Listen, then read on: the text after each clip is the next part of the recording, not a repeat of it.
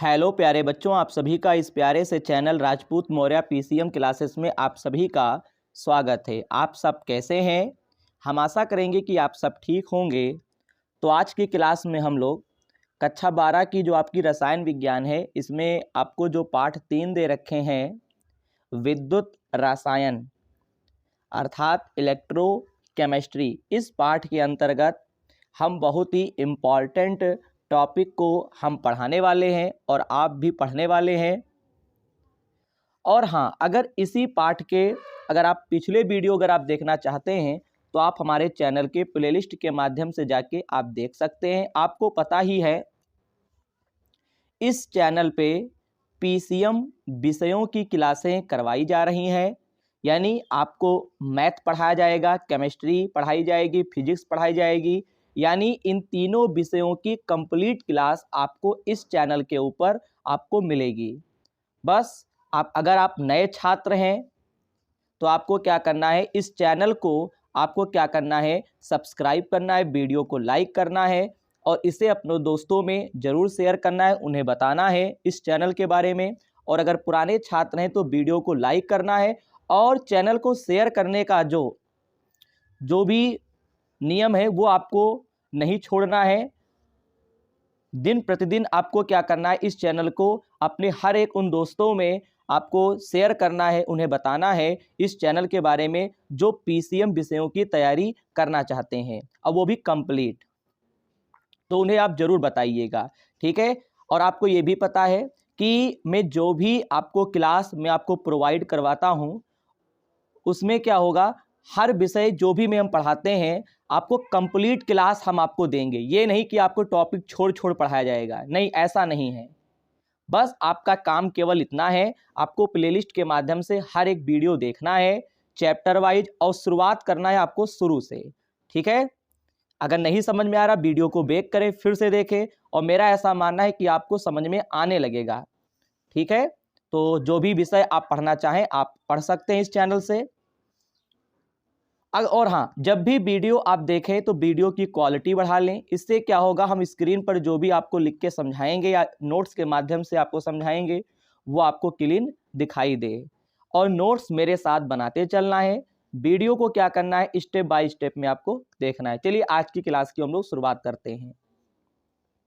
मैंने आपको इससे पहले जो पढ़ाया था वो आपने पढ़ा ही होगा। आज का हमारा टॉपिक है पहला, रेडॉक्स विभव। सब बच्चे जानते होंगे, पिछली क्लास में पढ़ा होगा, रेडॉक्स अभिक्रियाएं। हमारे पास जो यानी कुछ अभिक्रियाएं ऐसी होती हैं जिसमें ऑक्सीकरण और अपचयन दोनों होता है। तो जो अभिक्रियाएं यानी जो अभिक्रियाएं होती हैं कुछ हमारे पास जिसमें ऑक्सीकरण और अपचयन होता है, ये आपने 11th में पढ़ रखा होगा। तो अगर किसी भी अभिक्रिया में अगर ऑक्सीकरण और अपचयन अगर होता है तो उसे हम लोग रेडॉक्स अभिक्रिया कहते हैं। ऑक्सीकरण का मतलब होता है इलेक्ट्रॉन का निकलना, अपचयन का मतलब होता है इलेक्ट्रॉन का जुड़ना। ये हमने भली भांति मैंने पिछली क्लास में भी आपको बताया था। अगर आपको रेडॉक्स विभव जानना है तो इसकी परिभाषा क्या होगी, जब किसी रासायनिक अभिक्रिया में ऑक्सीकरण तथा अपचयन अभिक्रियाएं साथ साथ होती हैं तो उन्हें रेडॉक्स अभिक्रियाएं कहते हैं। ये बात मैंने या आपने क्लास 10th में आपने पढ़ी भी होगी और मैंने पिछले वर्ष भी मैंने पढ़ाई भी थी।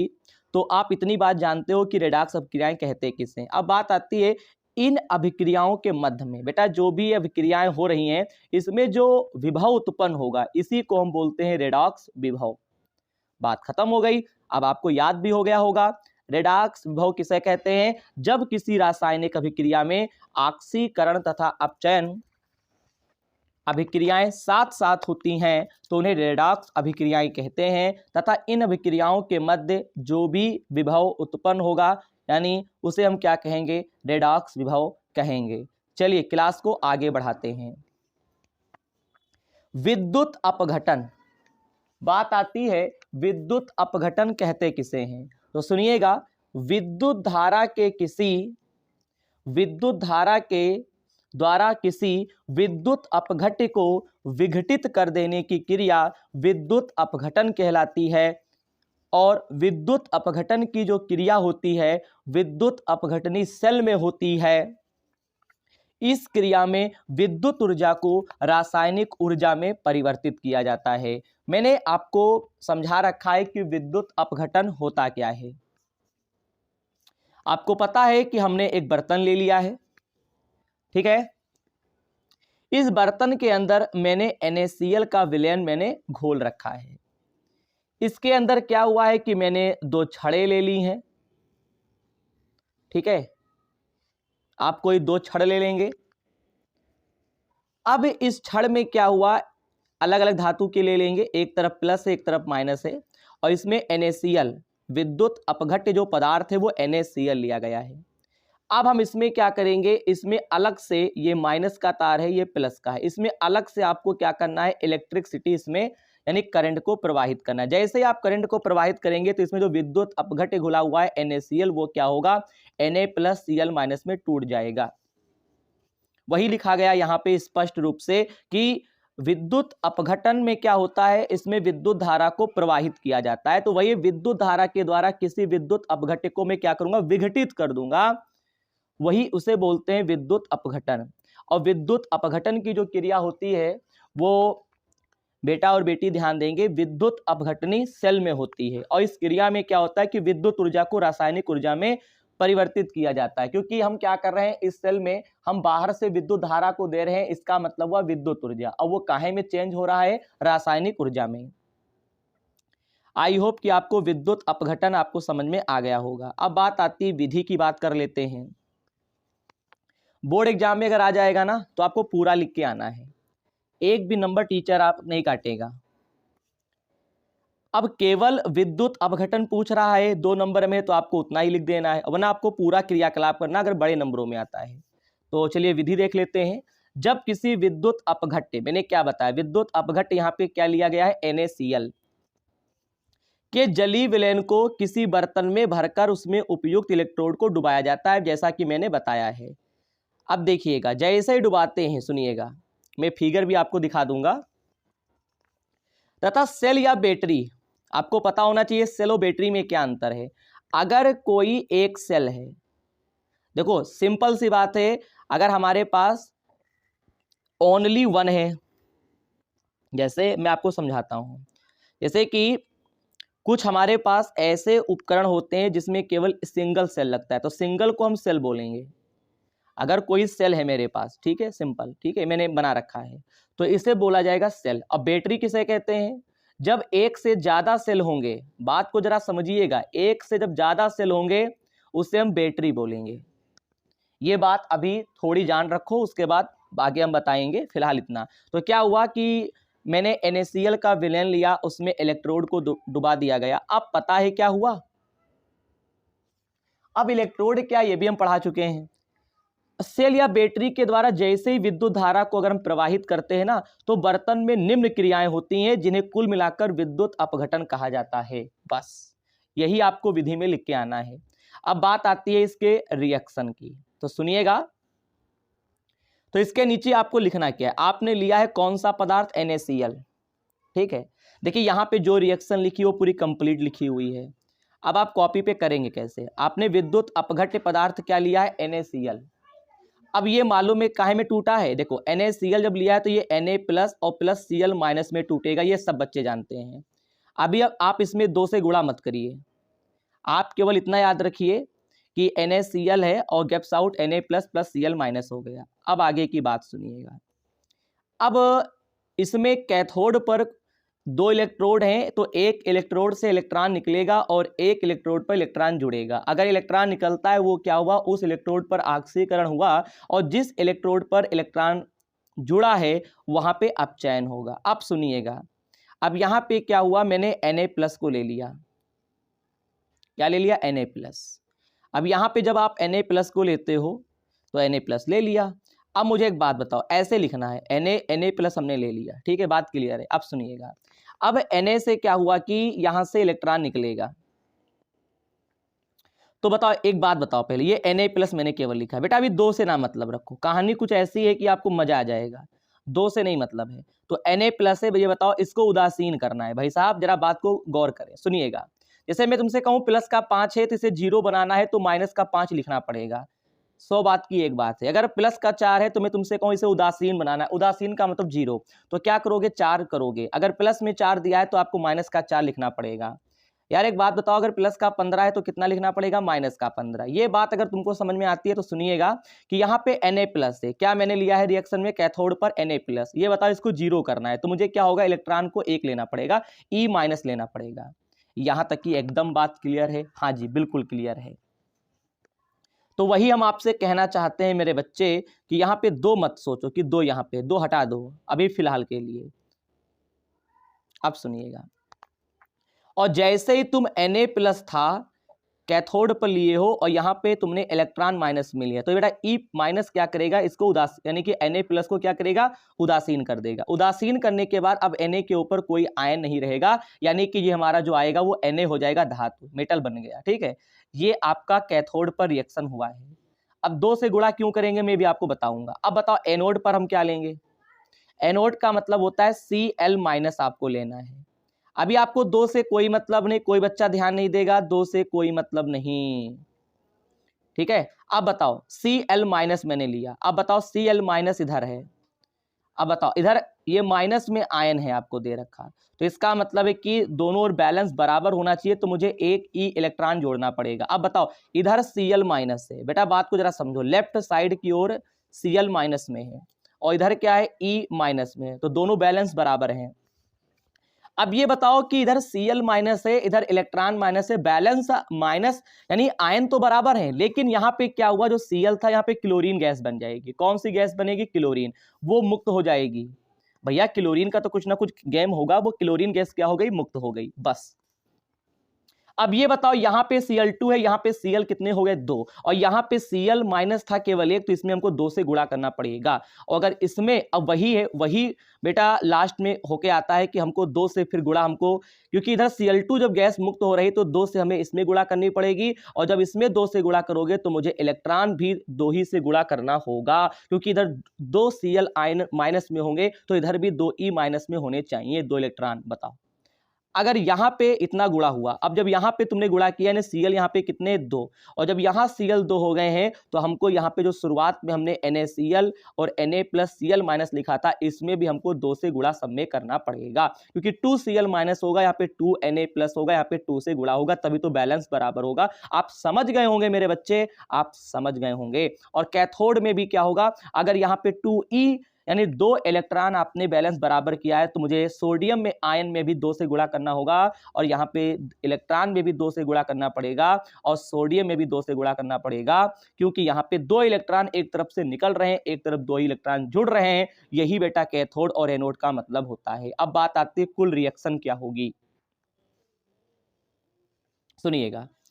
अब आपको क्या करना है, कैथोड पे जो रिएक्शन हुआ है, जैसे ये वाला, मेरा बच्चे ध्यान दे, 2Na plus plus 2E minus, और एनोड पर जो रिएक्शन हुआ है 2Cl माइनस, ये लेफ्ट लेफ्ट आपको जोड़ देना है, तो यहाँ पे लिखेंगे 2NaCl। पहली चीज तो आपको क्या करना है, इन तीनों को जोड़ देना है। 2NaCl हमने ले लिया, 2Na प्लस, बेटा लेफ्ट लेफ्ट आपको जोड़ देना है, जोड़ना है केवल। 2NaCl था, 2NaCl लिख देंगे। बोलो सर क्या कह रहे हैं, एक बार फिर से देखो सर क्या कह रहे हैं। बेटा बात को जरा गौर से समझिए, बहुत ही अच्छी बात है। 2NaCl था, इधर लिख दिया, 2Na प्लस प्लस 2E यानी 2 इलेक्ट्रॉन माइनस में थे, इधर लिख दिया, 2Cl माइनस था, लिख दिया। लेफ्ट लेफ्ट में जोड़ दीजिए, और भाई साहब राइट राइट में जोड़ दीजिए। बताओ जुड़ गया। अब क्या हुआ बताओ, अब काट दीजिए, ये 2Na प्लस है, सर क्या कह रहे हैं, 2Na प्लस इधर है और 2Na प्लस इधर कट जाएगा, 2E, 2 इलेक्ट्रॉन इधर है और 2 इलेक्ट्रॉन किधर है, इधर है। यार इधर भी प्लस में इधर भी प्लस में कट जाएगा, 2 आयन क्लोरीन के इधर है तो 2 आयन क्लोरीन के कट जाएगा। अब बताओ क्या बचा, अब बचा 2NaCl, 2Na और Cl2 बचा। बताओ ये वही मैंने यहाँ पे लिख के रखा हुआ है, 2NaCl gaps out 2Na plus Cl2, chlorine gas मुक्त हो रही है। ये रहा आपका फिगर। इस प्रकार से विद्युत अपघटन यानी विद्युत अपघटन काम इस प्रकार से करता है। ये बर्तन है, इसके अंदर NaCl का विलयन लिया गया, और एक तरफ क्या होगा, प्लस आयन आ गया, एक तरफ माइनस इलेक्ट्रोड पे आ गया, और एक तरफ से इलेक्ट्रॉन निकल रहे हैं, दूसरी तरफ जुड़ रहे हैं, और बाहर से इसमें करंट लेकिन भेजा गया। ठीक है, ठीक है। और आपको पता ही है यहाँ पे क्या हो रहा है कि प्लस वाला जो है सोडियम वो माइनस की ओर जा रहा है, क्लोरीन आ रहा है यहाँ पे प्लस की ओर आ रहा है। अब यहाँ पे जो कैथोड वाली छड़ है इसके ऊपर सोडियम क्या जमने लगेगा धीरे धीरे, और इधर ये पतला होने लगेगा क्योंकि वहाँ पे क्लोरीन गैस मुक्त हो रही है। बस बेटा ये विधि आप याद रखिएगा। आगे हम लोग क्या करेंगे, विद्युत अपघटन के उपयोग पढ़ लेते हैं। धातुओं का संक्षारण से बचाव करने में, बेटा धातुओं का संक्षारण से बचाव करने में इसका क्या मतलब हुआ। संक्षारण का मतलब क्या होता है बेटा, वायु तथा नमी, यानी लोहा है, ठीक है, धातु जो होता है मेरे पास, यानी लोहा जो होता है, तो लोहा जो होता है वो अगर नमी और वायु के संपर्क में अगर आता है तो उसमें क्या होता है, वो संक्षारित हो जाता है।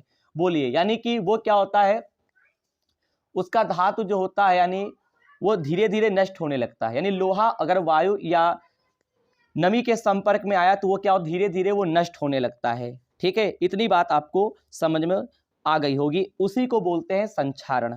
ठीक है, वो नष्ट होने लगता है क्योंकि लोहे का रंग भूरा हो जाता है। ठीक है, अब आगे देखिएगा, यानी जंग लग जाता है यार, सीधी सी बात है यार।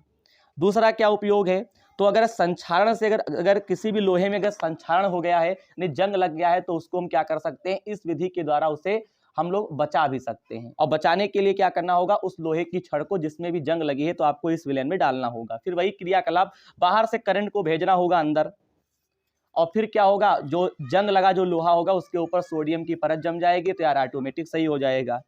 ठीक है, जल के विद्युत अपघटन से H2 गैस के निर्माण में अगर हम यहाँ पे क्या करते हैं, HCl ले लेते हैं तो यहाँ पे हाइड्रोजन गैस भी बन सकती है।